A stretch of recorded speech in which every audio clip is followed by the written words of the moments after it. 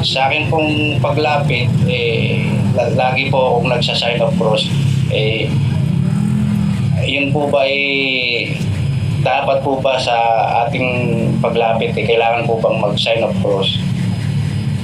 Alam mo, kapatid na Alberto, salamat sa iyong pagdalo at salamat din sa iyong tanong. Magkakaroon ako ng opportunity na maiparinig yung aral ng Biblia sa mga taong bukod sa iyo. Una-una yung sign of the cross, wala sa Biblia yun. Alam mo, kaya nga mayroong Biblia, yun ang batayan natin ng paglilingkod sa Diyos. Lahat kasi ng gagawin natin, mayroong batayan, mayroong definite na batayan. Mag-aaral ka ng batas, ang pag-aaralan mo yung Book of Law. Maaring national, local, o international law.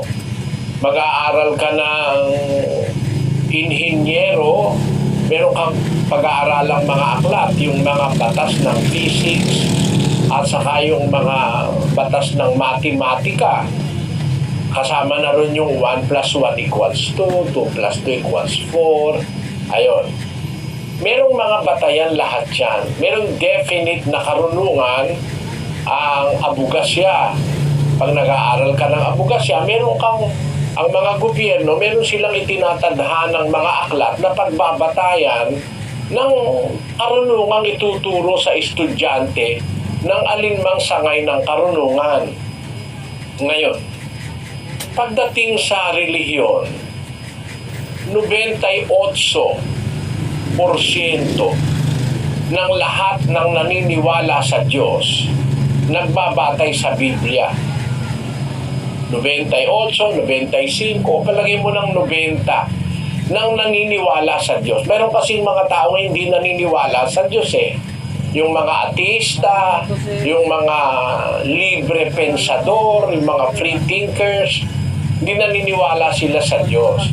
Pero yung mga lahat ng naniniwala sa Diyos, pag samasamahin mo, 90% ron, Biblia ang ginagamit na batayan.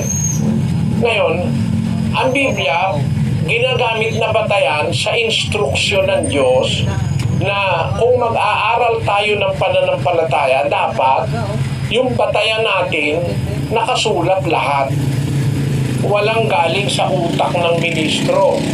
Dapat nakasulat. Basahin natin ang 4:6 ng unang Korinto.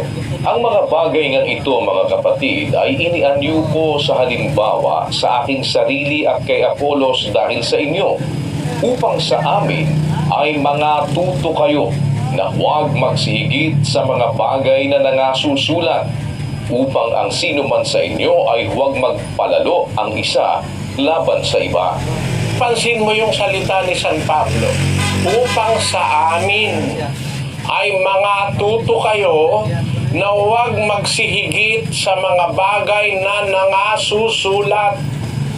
Ang disiplina ng pagkatuto kung alin yung nakasulat. Ayun. Dapat kung alin ang nakasulat, yun ang paniniwalaan mo. Yun ang matututuhan mo. Kasi yung nakasulat, yun ang utos ng Diyos. 14:37 ng unang Korinto.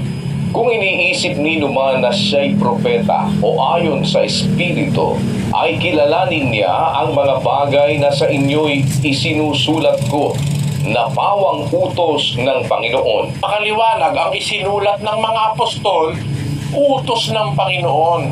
Kaya nasulat yan, yun ang pinasulat ng Diyos sa kanila. Samantalang sila'y tinuturuan, ipinasusulat ng Diyos sa kanila, yung dapat na informasyon, aral, salita, karunungan, kaalaman na itatawid sa tao. Gumamit ang Diyos ng instrumentong mga tao para sumulat. Unang-una si Moises, isang prinsipe si Moises, prinsipe sa Ehipto, kinilalang anak ng anak na babae ni Paraon. Kung matatandaan nyo yung 10 Commandments, si Moises ay inampon ng anak na babae ni Paraon, tinuruan sa Ehipto. Isa siya sa mga tao na propetang tinawag ng Diyos, kinasangkapan sa pagsulat ng nakasulat sa Biblia. Tapos tumawag siya ng mga propeta, sumulat din sila Isaias, Jeremias, etc. Tapos sa panahon ni Kristo, tumawag siya ng mga apostol na pinasulat ni Kristo ng kanyang mga aral. Sabi ngayon ng mga apostol, kung mag-aaral kayo, matuto kayo sa amin, wag higit sa nakasulat. Dapat kung alin yung nakasulat, yun ang matutuhan natin. Pag hindi nakasulat, hindi kasama yun sa dapat nating tanggapin. Kasi hindi yun ipinasulat ng Diyos eh. Hindi yun sinabi ng Diyos. Alam nyo, sa mundo, ang isang totoong dapat maintindihan ng tao. Sa mundo, mga kapatid, maraming katha. There are so many inventions sa mundo. 7:29 ng Ecclesiastes. Narito, ito lamang ang aking nasumpungan na ginawang matuwid ng Diyos ang tao, ngunit nagsihanap sila ng maraming katha. Ayon, maraming katha ngayon eh. Mga imbento, hindi nakasulat sa Biblia. Halimbawa, ang imbento ng pastor, yung Trinity. Wala naman sa Biblia yung salitang Trinity eh. Wala yon. Yung Santa Cena, yung banal na hapunan daw, tapos may abulo yan, wala sa Biblia yun eh. Ang nasa Biblia, hapunan ng Panginoon.